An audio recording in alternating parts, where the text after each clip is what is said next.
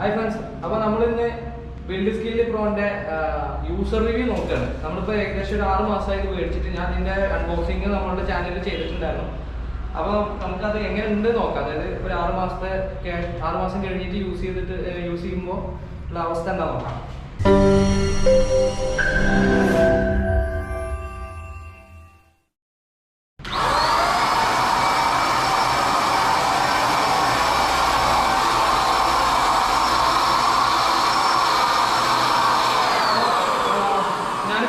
Point മോഡാണ് ഇട്ടിട്ടുള്ളത്. ഇതിന് regulator, ഇവിടെയുള്ള ഈ റെഗുലേറ്റർ നമ്മൾ റൊട്ടേറ്റ് ചെയ്ത് കഴിഞ്ഞാൽ നമുക്ക് പെയിൻറ് സ്പ്രെഡ് ആയിട്ടാണ് പോകുന്നത്. ഞാനിപ്പോൾ അടിക്കുന്നത് എപ്പോക്സി പ്രൈമറാണ് കേട്ടോ.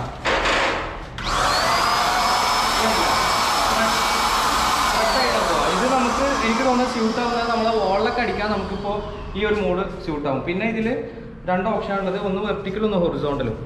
ഇപ്പം നമ്മൾ വെർട്ടിക്കൽ മോഡ് ആക്കിയിട്ടുണ്ട്, സോറി ഹൊറിസോണ്ടൽ മോഡ് ആക്കിയിട്ടുണ്ട്.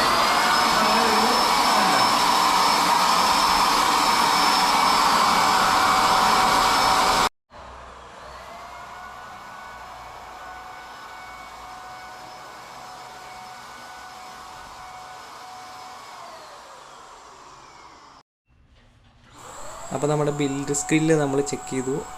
ഞാൻ മുന്നേ ഉപയോഗിച്ചിരുന്നതാണ്, കുറച്ചായി റിവ്യൂ ഇടണമെന്ന് വിചാരിക്കുന്നു. എനിക്ക് ഒരു 95% എനിക്കിത് ഓക്കെ ആയിട്ടാണ് തോന്നിയിട്ടുള്ളത്.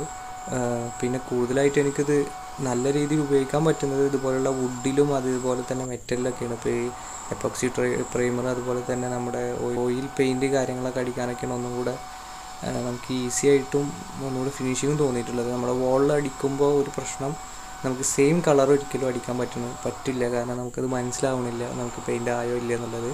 സീലിങ്ങിൽ അടിക്കുമ്പം ഇതിൻ്റെ ഈ ഒരു ബോട്ടിലിന് 800 മില്ലിയാണ് ഇതിൻ്റെ ഒരു കപ്പാസിറ്റി. അപ്പോൾ അതിൻ്റെ ഒരു പകുതി കഴിയുമ്പോൾ നമ്മൾ ചെരിച്ച് പിടിച്ചിട്ടാണല്ലോ ചെയ്യുക. അപ്പോൾ പകുതി കഴിയുമ്പോൾ തന്നെ നമ്മൾ വീണ്ടും ബാക്കിയുള്ള ഇതിൽ ഫില്ല് ചെയ്താലേ നമുക്ക് പിന്നെ സീലിങ്ങൊക്കെ അടിക്കാൻ പറ്റുന്നുള്ളൂ. അങ്ങനത്തെ ഒരു മൈന്യൂട്ടായിട്ടുള്ള ഇഷ്യൂസ് ഉണ്ട്. അല്ലാതെ ബാക്കിയെല്ലാം എനിക്കത് ബെറ്ററായിട്ടാണ് തോന്നിയിട്ടുള്ളത്.